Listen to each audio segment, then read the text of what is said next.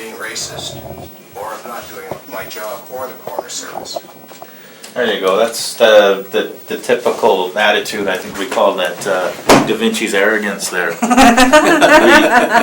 In this whole case, there's been a parade of white men in power, and they've all taken that attitude. They've all taken the offense that don't look at me.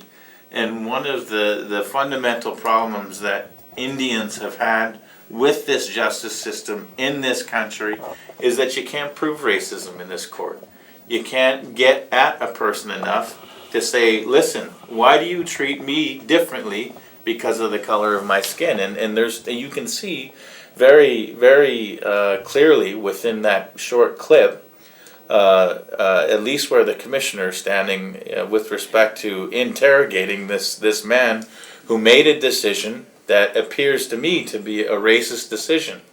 So at the very fundamental level of Aboriginal colonial relationships in this country, it underlies that tone, that arrogant tone that you have no right to ask me anything because of all this kind of other stuff that I've done for you people. And it's that very attitude that leads us to the very destructive relationship that we've had. And I think that kind of typifies, unfortunately, up until this point, the tone of this inquiry. Well, that is, I think you hit the nail right on the head, David, because that is the colonial state talking to in its colonial arrogance.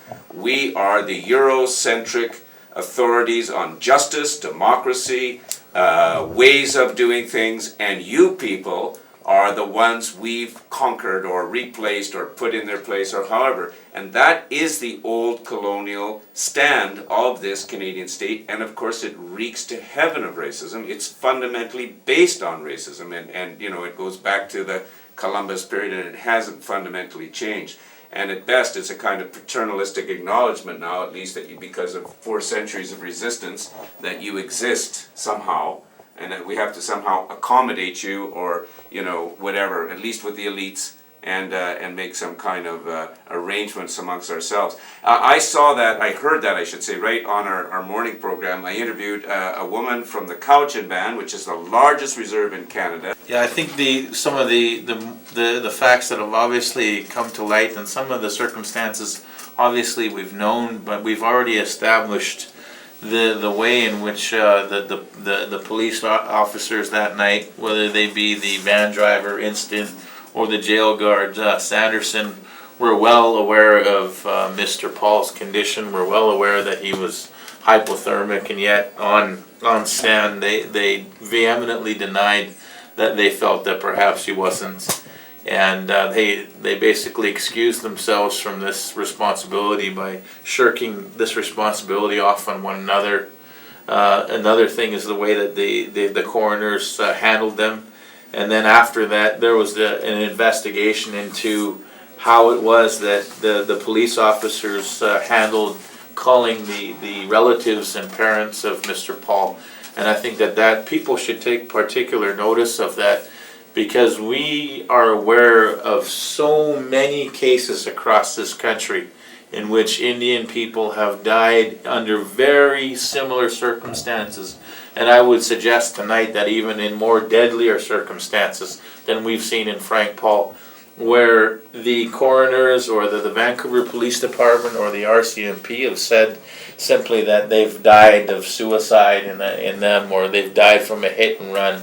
So I think that when we find out instances where we can bring that about and bring that up and bring that under scrutiny, we have to take particular attention to it. And I know that Mr. Ward, being there from day to day, would agree with me that there's some very, very important facts that are coming about of this case.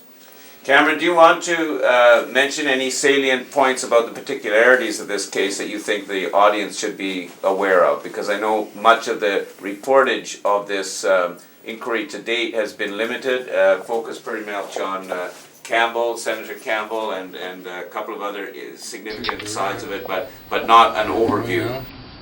So 2007. A few hours ago, I was flying, or I was in a machine.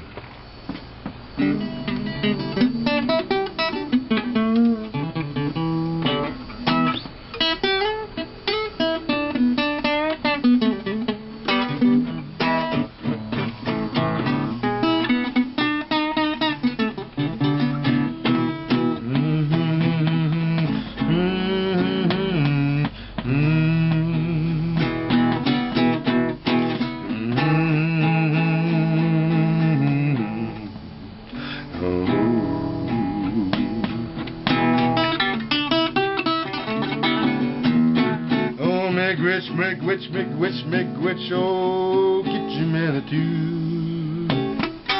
Manitou.